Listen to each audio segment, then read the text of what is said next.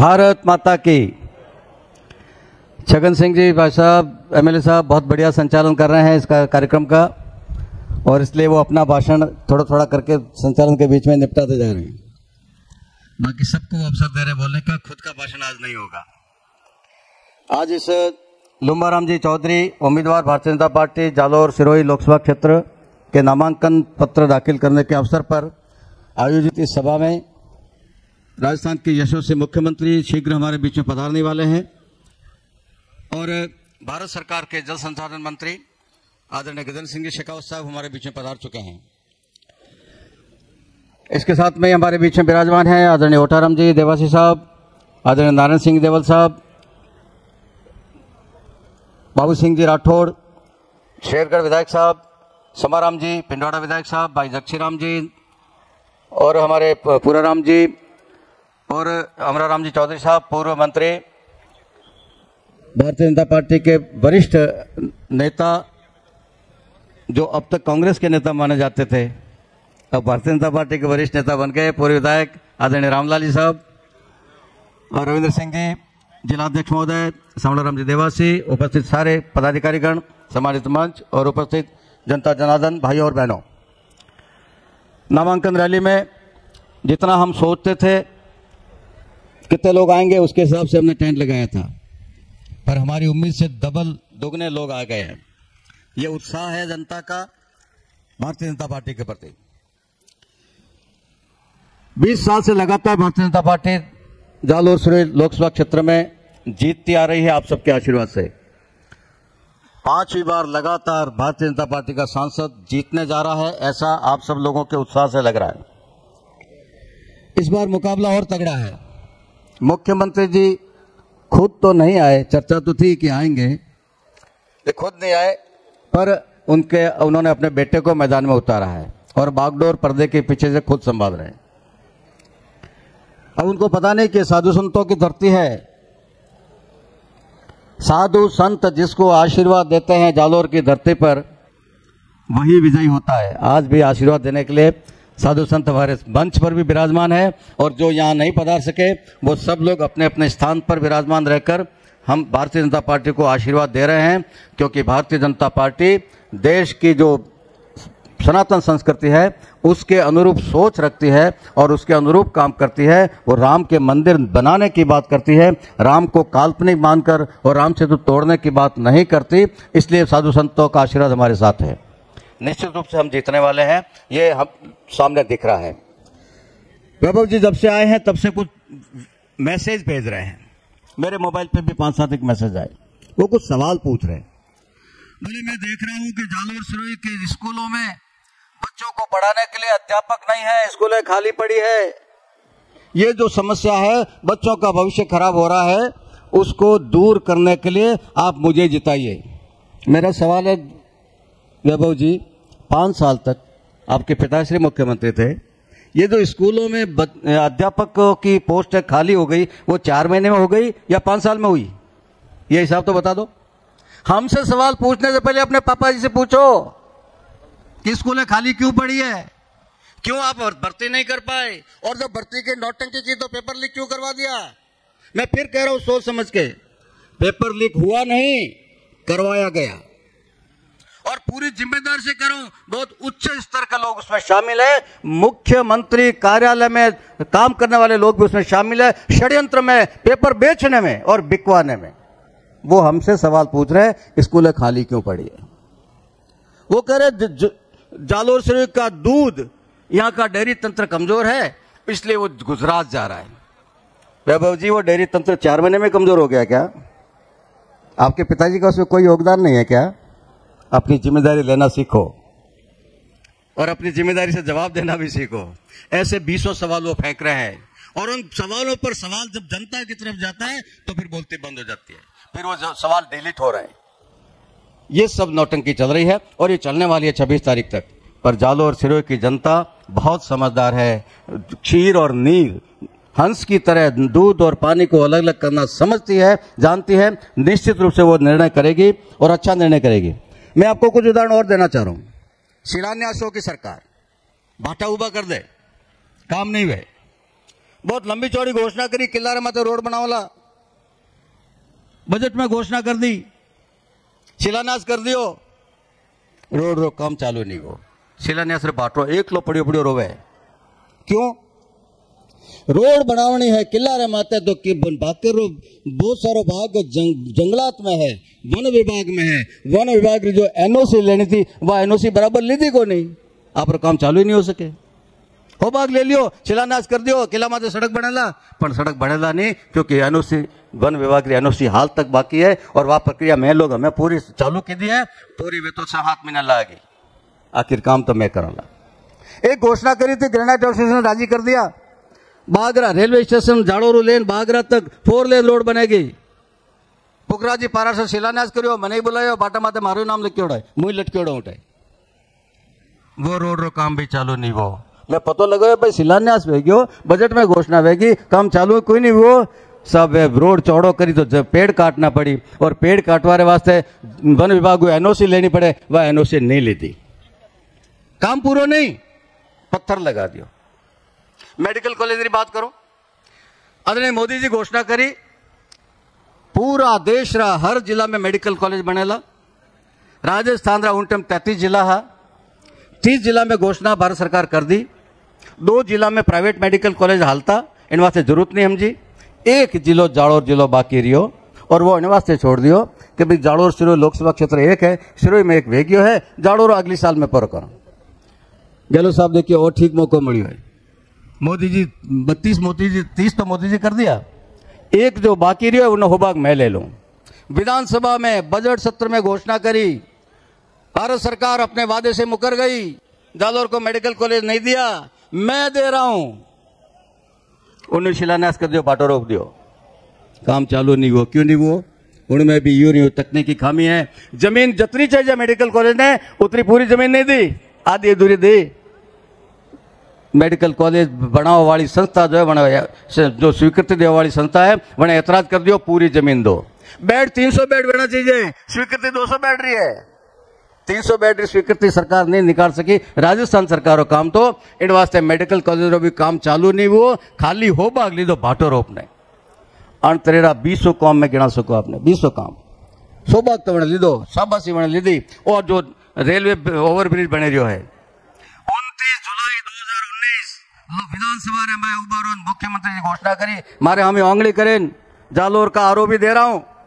29 जुलाई 2019, 1.5 साल तक, दिसंबर 2020 एमपी साहब ने याद है, रविंद्र सिंह जी ने याद है, छगन जी ने याद है, बिशनगढ़ में कार्यक्रम हो, ऑनलाइन उद्घाटन करियो, शिलान्यास करियो गडकरी साहब, एना अपने हाईवे रो उन टाइम रा मुख्यमंत्री जी भी उन्होंने जुड़ियोड़ा हा।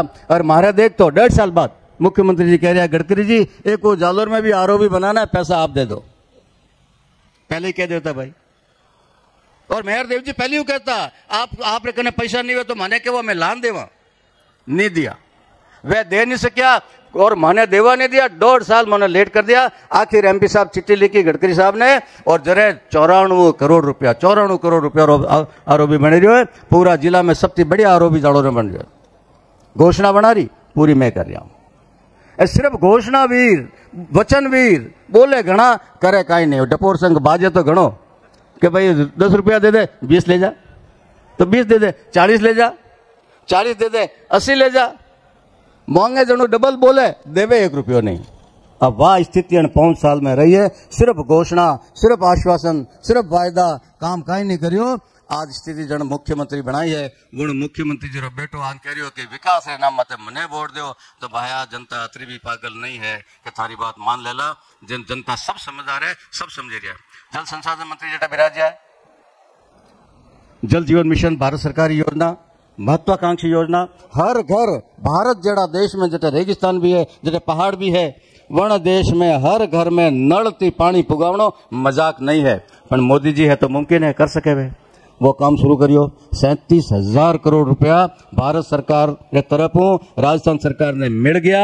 आधा पैसा राजस्थान सरकार इतरो मिलावना है, वे आधा पैसा सरकार पड़े नहीं, खजाना खाली, इन वास्ते काम नहीं चल रही हो, धीमी गति में काम चल रही हो। और भी एक कारण है धीमी गति रो, કે કામ જલ્દી પૂરો વે ગયો હોય તો અમે ઉનાળા તક પાણી ભૂગ ગયો હોય તો શાબાશી મોદીજીને પરી મળતી તો પછી કોંગ્રેસને વોટ કોણ દેવ તો સિર્ફ કોંગ્રેસરા वोट बैंक बढ़ावा वास्ते मोदी जी की शाबाशी ढोड़ावा वास्ते मैंने प्यासा राख लिया तिरसा राख लिया मारा कंठ हुकोड़ा पड़िया है इन वास्ते जिम्मेदार है तो सिर्फ और सिर्फ अशोक गहलोत साहब जिम्मेदार है। जवाई बांद्री बात करा अबार हमारे चुनाव में आया था गृह मंत्री जी और घोषणा करेंगे जवाई नदी पुनर्जीवित करवाना। जवाई नदी ने पुनर्जीवित करवा एक मौका आयो तो एक किसान संग्रह प्रतिनिधि आड़ा हुआ है धरना माथे बैठा हाट कलेक्टर रामी 2 साल पहले जवाई बांधो लगभग पूरा भरीज गयो। आज फाटक खुले काल फाटक खुले और फाटक खुलवारी मांग लेन किस है फाटक खोलनी पड़ सके एन एक दिन पहली सही बांधती जो जवाई बंदा पानी आओ तो वो फाटक बंद कर दियो ताकि जवाई बंदा पानी आवक कम हो जाए और सिल्वर बांध ने भरवा वास्ते जवाई बांध फाटक खोल दी ताकि जवाई बांध लेवल कम हो जाए फाटक खोलनी नहीं पड़े और किसाना ने बनावा रे वास्ते बेकूफ बनावा रे वास्ते पुखरा जी लेन गया जयपुर मुख्यमंत्री जो मिलाऊला 5-7 दिन बटे डाक बंगला में पड़िया रिया मुख्यमंत्री दर्शन नहीं दिया और दर्शन दीदा किदा वगैरह किसान पाछा आया और आश्वासन लेना आया मुख्यमंत्री जी क्यों है मैं कमेटी हाई पावर कमेटी बनावाला जो निर्णय करेला कि बंदा में पानी कीकर छोड़ना वह कमेटी बनी बेती है तो शायद हमें उधर निर्णय आ जाओ तो 1.5 साल वे गयो हाल तक वह कमेटी नहीं बनी गहलोत साहब रो कार्यकाल पूरा हो गयो वहां कमेटी नहीं बनी पानी कहीं छूटेला अड़त रही वादा खिलाफी वाली सरकार जो राजस्थान में चाली वह सरकार इन वास्ते बनारी बात में करूँ बार बार कि वे उन 5 साल काम रे आधार माते पोताना बेटा ने जितावना चाहे तो वह जो सपनो बनो हकीकत टूटेला वो आप सब लोगों ने देखना है।